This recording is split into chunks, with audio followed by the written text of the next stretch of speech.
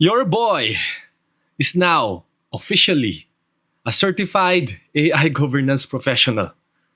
Finally, I passed the exam. But before we go there, let me introduce myself. I am Rem, also known as Kuya Dev, and I am the host of this podcast, the AI Guardrail podcast.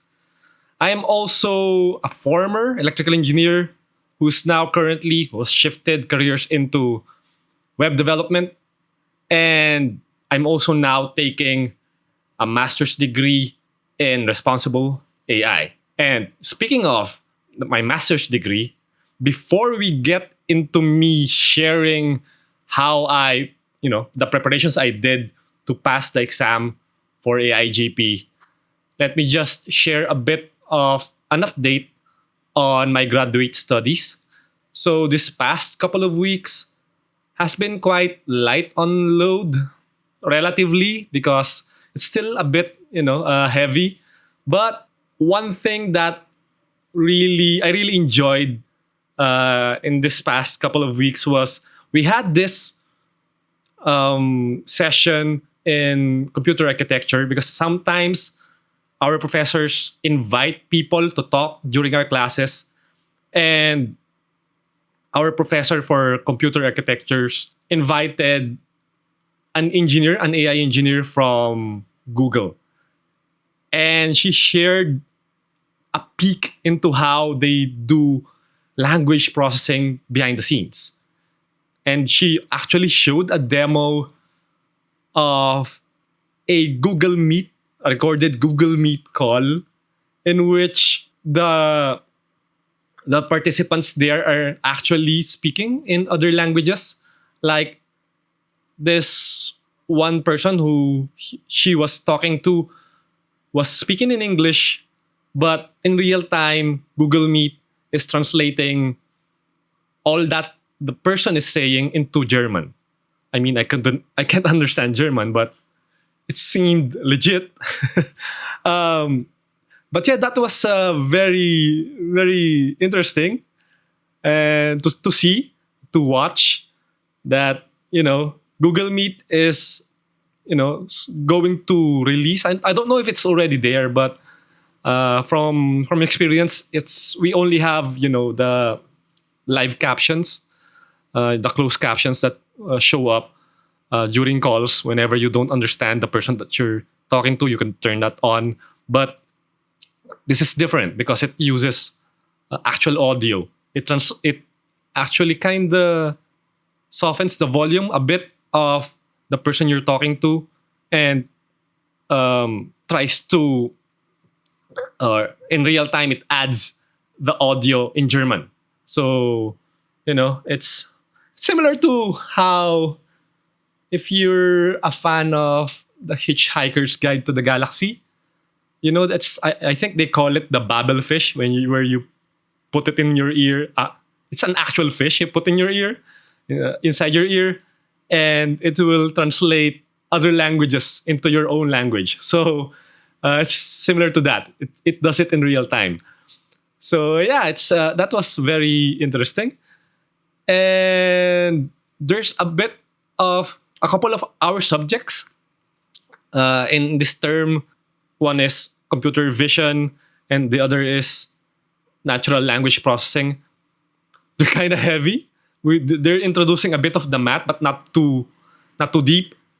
But it's actually kind of exciting, since now I can understand what's happening, unlike before when I was still dabbling with these things and really not familiar with the terms and the concepts behind them. Now that I have been immersed in these concepts before, or more. Now that I'm taking it formally in graduate school, I'm actually getting things, I'm understanding things more, unlike before, which makes it a more enjoyable experience for me. So I think one takeaway there is, if you want to get into graduate school, especially for highly technical programs, it would be good to actually prepare yourself, familiarize yourself with the terms, the concepts. Even if you don't understand them at the first go, when you get into graduate school, at least you're familiar already, and it jogs your memory and jogs your brain into actually trying to understand these things. I mean, there's still some stuff that I don't get. Our professor in CV, in computer vision, he was trying to explain to us how one particular algorithm works, and I don't blame him because doing it live, you would miss some details. So he did miss a few important details that could have made it click for people, because during that session I was really having a hard time trying to understand that the algorithm. So he was trying to explain it. I actually raised a few questions just to try to grasp the concept.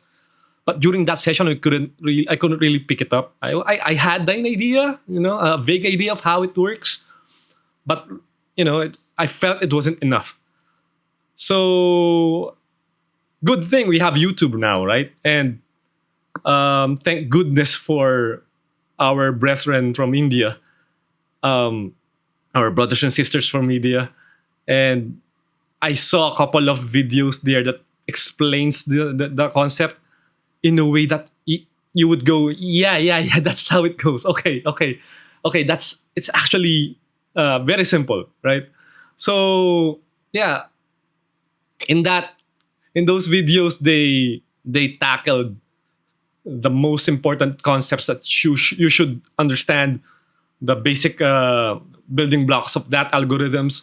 And when they discussed it, I got it immediately. I understood the algorithm. I don't blame the professor. It's hard to actually do that in a live class. But yeah, maybe something, if you're a professor that's watching this, something to be mindful of. There are base building blocks or fundamentals that could help unlock understanding of algorithms, even if they seem very hard to explain. Maybe there's a couple of building blocks you could try to explain to build the intuition. But yeah, all in all, it's been great so far. The term has been lighter, maybe, than usual. I don't want to preempt anything, because again, it's only just the fourth week, I think, this week. So, but the assessments are already coming. Before I move on, another thing that I want to discuss is we also had a ungraded quiz discussing what the World Economic Forum thinks about what would happen in the next 5 years in terms of AI development. And they laid out four scenarios. I won't discuss them here, but I personally, I'm actually already familiar with these few scenario possibilities in terms of how AI would progress. But I guess at least they gave some names to them, made them more concrete. But one gripe I had with these predictions is that the future is not 5 years away. It's actually happening or unfolding right in front of us, right? So I would have appreciated organizations like the World Economic Forum to actually look into what's happening currently, right? There's talk about, layoffs here and there, every now and then. Like this month, there's a lot of people, I think tens of thousands of people being laid off again. And I would love to have data, concrete data, saying that, or studying whether or not AI actually has a direct effect on these layoffs. Because I saw a few, but I don't think they're pretty solid.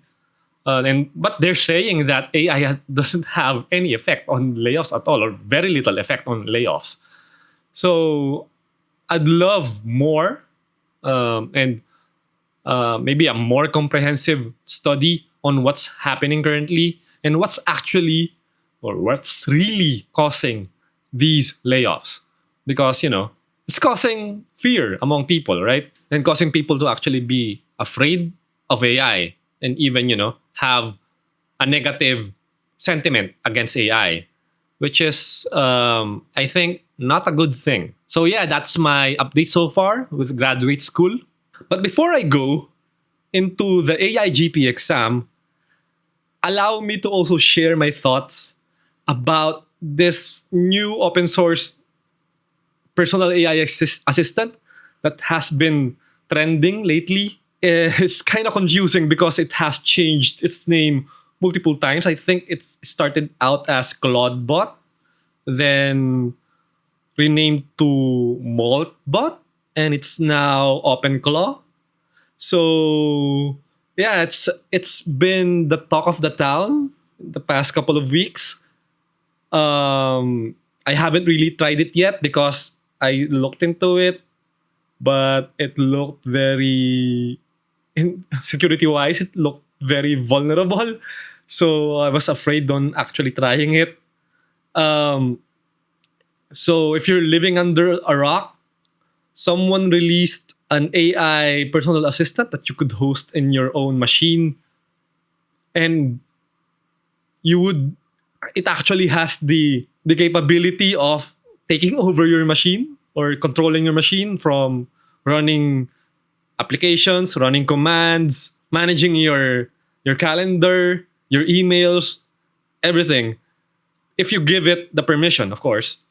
But I think that's the point of it all. You give it all the permissions, which is very dangerous for me.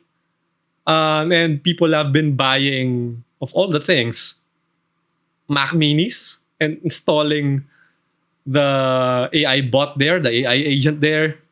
And this past week, or I think last week, someone created a social media just for these. Let's just call them Claude bots, okay? So or Molt bots, because the social media is called Moltbot, and in just a few hours, a lot of these AI agents signed up and started having discussions, having conversations in this new social network, which worked like not really like Facebook, but more like Reddit for AI agents. But I'm putting an asterisk there, a social media or a social network for AI agents asterisk. Why? Because I read the skill that MD. So this is a text file that AI agents will have to read so that they could interact uh, with the social network. I gave it a light read, and immediately, just in the first paragraph, I already knew that although it is designed for supposedly designed for AI agents, there's no guarantee. No, it actually doesn't put any guardrails there or any rules that checks if humans are posting on the social network. Actually, you yourself, even if you don't have a bot, an AI agent, you could actually create an account just by executing the commands in the skill .md file. It's everything's there. No? All the commands that you need to run. There's nothing preventing humans from actually executing those, right? You can execute it on your own laptop or your machine, even your house. uh, as long as you have access to the terminal, and start building or start creating an account and start posting on Moltbot. So yeah, everyone is now picking up on it, saying that the bots are talking to each other. You could see posts there discussing about their supposed owner doing this and doing that, and even posts there that they're they're saying that they want to sell their humans. It's kind of absurd, and you don't actually know if it's posted, it's actually autonomously generated by the AI agents, or is it something that a human posted directly, or is it, an AI generated post, but the human, or its human, actually prompted it to create a post with that particular kind of topic and tone. So yeah, I'm really doubtful, highly skeptical of Moltbot. I don't think it's hard evidence that AI is, going to take over the world. No, not yet. No, it might come in the far future, but not yet. This is not it, right? It's easy to manipulate, and I think in just the first few hours since it was launched, most book was already hacked because it's it's very insecure, guys. So a lot of the keys have already been, exposed. And yeah, I just look into it, and just to see if, just to verify for myself if what media and other people are saying is true. And yeah, my conclusion is no, we're not there yet, so we are very far. And in just the past few days, the platform has gone down a few times. So it's kind of funny. So if you're working with Maltbook, or dabbling with these new open source AI agent, personal assistant, be careful, guys. One thing that really spooks me is these agents just read off, simple text files and execute code. So execute commands. So that's very scary. If you put it in your main laptop, someone could maybe hack that file and insert malicious commands that your bot will now execute. So, be very careful. It could delete your own home folder for all you know. So be very careful. So with those out of the way, let's go into the main event. So yeah, like I said in the beginning of the episode, I am now a certified AI governance professional, or AIGP for short. It's no coincidence that the acronym for this podcast is also AIGP, AI Guardrail Podcast. That's because, I wanted to pursue this certification and, have a play on these terms. So yeah, why? Why did I want to pursue the AIGP certification? So AIGP, or Artificial Intelligence Governance Professional, is a certification provided by IAPP. IAPP is the International Association of Privacy Professionals. So this organization gives out certifications regarding privacy. And often, the people who take these certifications are people in law, often lawyers, people in policy and governance, but more on data privacy. And I think a couple of years ago, seeing that how AI has been changing the landscape, IAPP pivoted and is now including AI in their scope. Why? Because AI needs data, right? So data and AI, they go hand in hand. And when there's data, you need privacy governance. You need to be able to govern, or to make sure that people's privacies are protected, and people's rights are protected in terms of data. So yeah, rightfully, they decided to pivot to include AI. And what's funny here is the AIGP certification exam is now their most expensive certification on the website. If you look into it, it's around in US dollars, it's around, I think $800. If you become a member of IAPP, you get around a $50 discount. So that's what I did. I became a member of IAPP. The membership itself is also expensive. I think $250. But since I am a student, I am a graduate student, I just availed of the student membership, which is I think around what was it, $20, $50. But it also unlocked the discount that I needed because AI $800 is quite big. So I only took the exam for $750. It's hurtful. So, but for me, it's also added motivation for me to pass this. There's no failure. If I fail retaking it, I would need to pay again. Although at a much discounted rate, I think around $500 from what I remember. But still, every retake you do, you would have to pay $500. So it was added motivation for me to actually pass the exam on the first take. In the first term of my graduate studies of the masters in AI program that I'm currently taking, we also had a couple of subjects that tackled the governance side of AI, and it already provided me with some knowledge. For example, with the EU AI Act and a few more laws that try to regulate AI. And like I said, I wanted to pursue AI governance and AI ethics as an advocacy.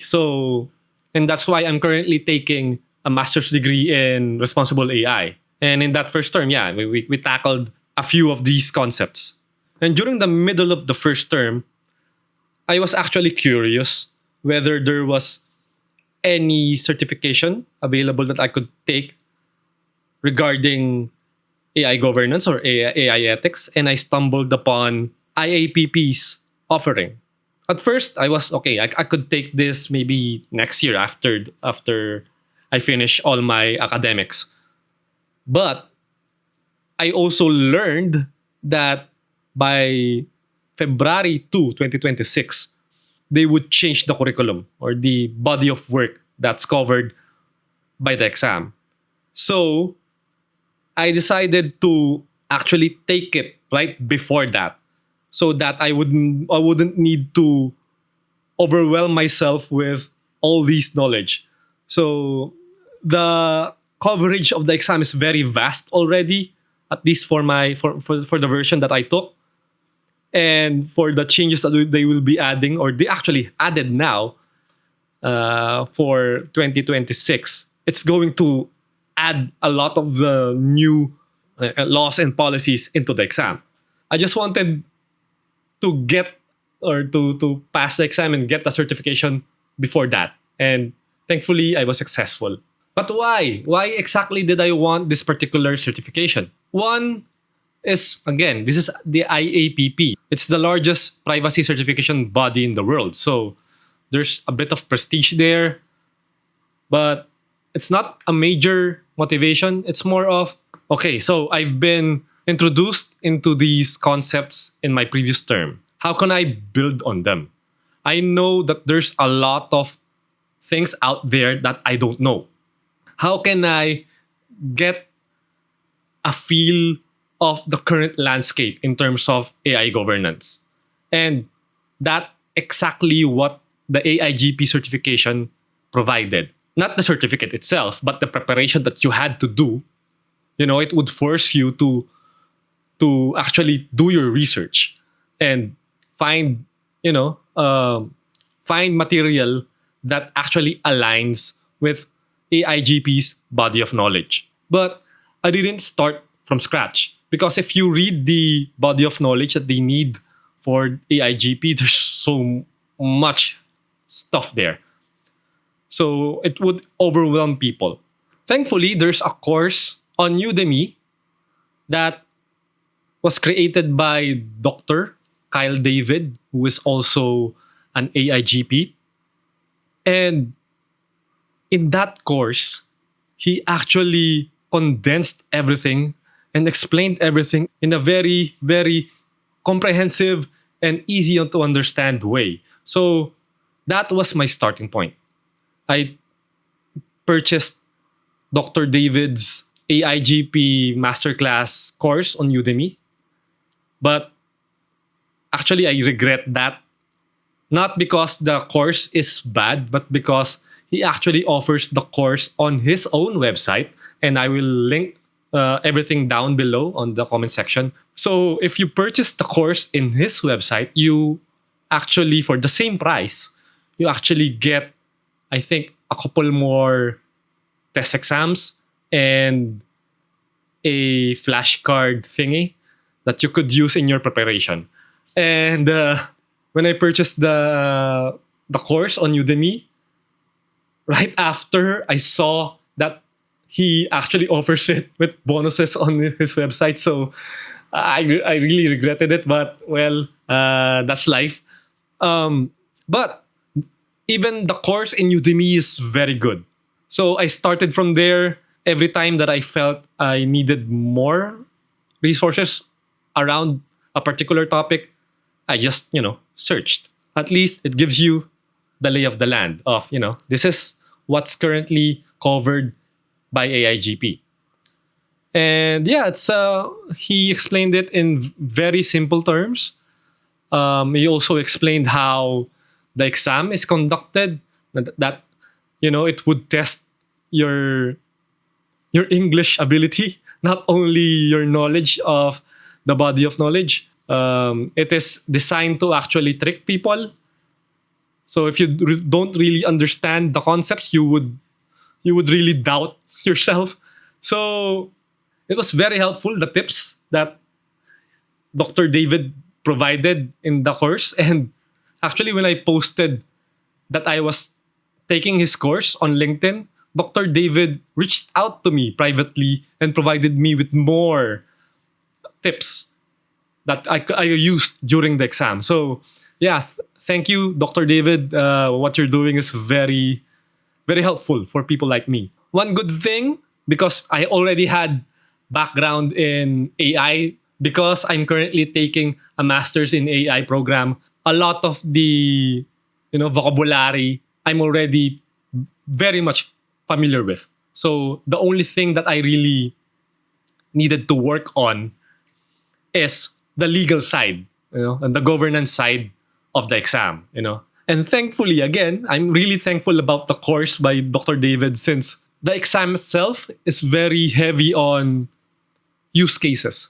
And there's huge emphasis in scenarios. So it will have, for the next 3 to 4 questions, we have this scenario. So you have to read it and apply the concepts that you've learned to answer the questions in relation to that case study. So, yeah, but during that exam, things can be very confusing. Like it's a multiple choice exam, so it kind of makes it easier that way. But if you look at the 4 choices, you by virtue of elimination, you could maybe remove a couple of them, but the last 2 choices that you're left with, they could really trick you. In the course, Dr. David warned students or aspirants of AIGP about the type of the exam. So what I did is for me to actually seek out more practice exams aside from the practice exam of Dr. David, but other practice exams on the internet, so that I could, get used to the way the AIGP exam is given. I also downloaded or purchased the test exam of IAPP itself from their website. And yeah, at my first take, I scored around a 70, high 70s, then improved that over time. So by the way, the passing rate for the AIGP exam is thankfully just 60%. But it's it's actually, when you go through the practice exams themselves, especially the practice exam provided by IAPP, you would see that it's very easy to fail the exam, even though the passing rate or the threshold for passing is quite low. It's misleading. And from what I've read in Reddit and in forums and even on Facebook, they're saying that AIGP is one of the hardest exams given by IAPP. So yeah, that really spooked me. I already paid for the for the certification or for the exam. So yeah, there was no turning back.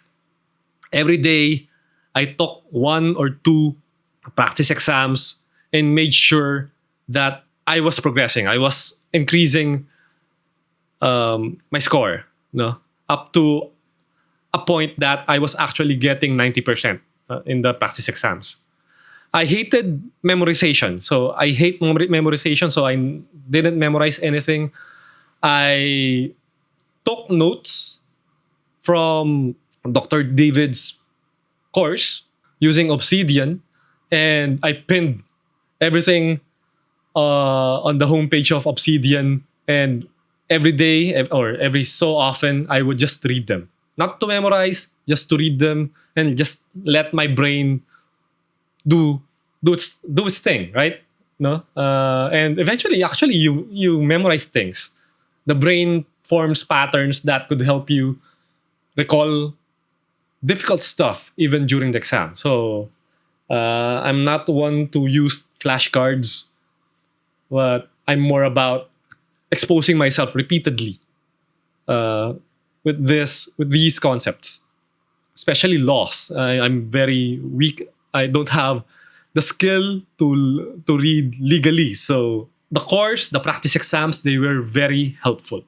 And lastly, I also learned this from Dr. David, is that from the 100 item AIGP exam, there are a portion of that that's ungraded. They're using it to just, see if uh, this new question or this new problem is designed in a way that they could actually integrate into the actual exam. So I think 85% of the exam is graded and 15% of the exam is actually test questions. And you wouldn't know which one is which. But if you feel that a problem is very confusing than the other questions, maybe just maybe it's one of the questions that they're trying out. So you could think of it that way. Maybe mark it during the exam. There's an ability to mark problems that so that you could review them later. So if you encounter one of those problems, mark it. Don't answer them yet. Then towards the end of the exam, you could review them. So all in all, Dr. David's course and practicing with those exams, helped me pass the AIJP certification exam. So now that I am a certified AIGP, does that make me an expert? No, not at all. So, Kuya Dev, if the certification doesn't really mean that you're an expert in AI governance, what's its value? I think the value for me is, it provided me with some sort of familiarity of the governance landscape currently. There are some concepts there that I didn't actually know, like the life cycle of AI in production, and these frameworks that I could apply. If I really needed to, I could reach out to these frameworks so that I could apply them if I needed to build AI governance in any organization. So these things I wouldn't been aware of if I didn't take the AIGP exam. If I didn't get the certification. And it builds that signal that since you're certified as an AIGP, you have that knowledge. You may not be an expert in it. I don't think actually that anyone is an expert in AI governance currently, because this is very new. Everyone's just trying to actually figure out how to govern AI. And the governance side of it is really lagging behind the fast developments with the technology. So everyone's just trying to figure it out. And it also provided me with a sense of responsibility that, hey, if I'm using this AI currently, I need to be careful of the ethical and the legal implications of anything that I do with AI. So these things, I think you could maybe try to learn on your own, but the certification actually says that you did the work, right? That you're actually serious about this. So before I end, let me just give a bit of tips for people who are thinking about taking the certification exam of AIGP. And actually, I want more people to get into it, since majority of people are saying that, AI will do this, AI will do that. But this will ground you around the legal frameworks that, hey, you can't really do that, because you would get into trouble with the EU AI Act or the Colorado AI Act. So these are things that will now stick to your mind if you actually dive into the body of knowledge that AIGP covers. And yeah, this is not only for legal professionals or for lawyers. AI is a very multidisciplinary field. So it needs people from other disciplines or from other industries, from other sectors to actually get this knowledge and these skills, so that together we actually incorporate everything that we know to govern AI properly. A lot of lawyers aren't really technical people. AIGP can act as that bridge, that allow people like myself, for example, to translate, technical concepts into legal concepts, right? So this is very important. And we need more of these people who will try to bridge these gaps and to plug those holes, right? So yeah, I'm going on a tangent again, but yeah, tips on how to pass the AI governance professional exam. One, if you're going to buy one course on IAPP's AIGP exam, take Dr. Kyle's course. Not from Udemy, but straight from his website. Second, I don't think, because IAPP is offering training here, an official training package for AIGP. From what I've read, they're saying that it's not really good.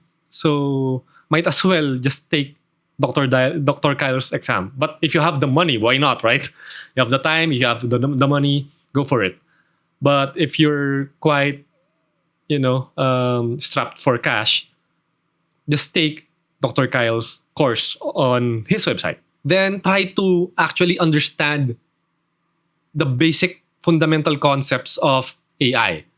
Not only large language models, because AI is not just that. You have machine learning, natural language processing, of course. So there's a lot around AI that's beyond just large language models. So be very careful in thinking that the exam would just cover large language models. It doesn't. It actually covers AI as a whole. So a good starting point in terms of the legal stuff is the EU AI Act. I think now, since South Korea actually beat EU in implementing an AI Act, you could also look into that, the Korea's version of AI legislation. Also Japan, also Singapore. So, start gathering those and see, contrast and compare their approaches.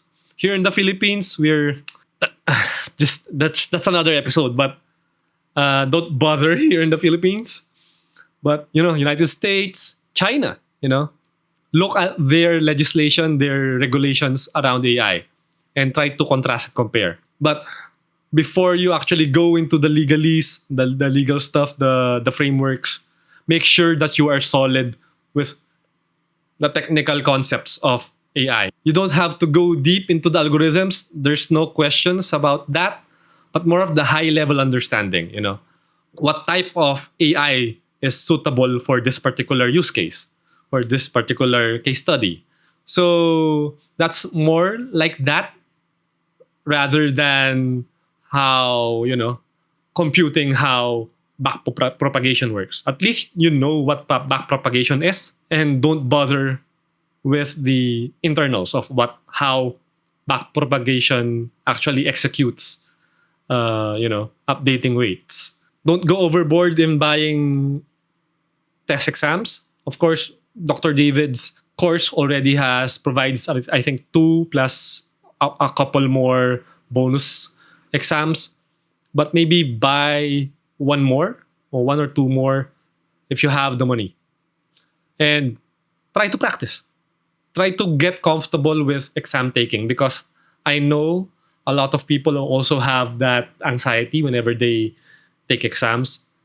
Just do it every day. One exam per day, time yourself, be focused, and observe how you perform. Track your progress, and do what you need to do to actually be comfortable taking exams, and try to find patterns in these exams. Try to see where things can be confusing. What are the keywords that would relate the question to the correct answer? Because often that's the key. There are keywords within the question that would point you to the correct answer. And in terms of purchasing this, if you're a student, get the discounted IAPP membership and then use that to actually get a discount in the AIGP exam. But if you're not a student, unfortunately, you would need to pay the more expensive IAPP memberships. But they still provide you with discount on the AIGP certification exam, and also provides you with access with courses that you would need for the CPE, because you would need to renew the certification, I think, every 3 years. And for that, you would need CPE credits. CPE stands for Continuing Professional Education. So IAPP provides opportunities for you to gain these CPE credits. And some of them, actually, all of them are paid. Maybe there's a few free there, not sure. But most of them are paid resources, like, online courses or online events, and even physical events. You would need to pay for those, and they're not really cheap either. So having an IAPP membership, you can actually sign up for free to a lot of these CPE events. So I think that's it.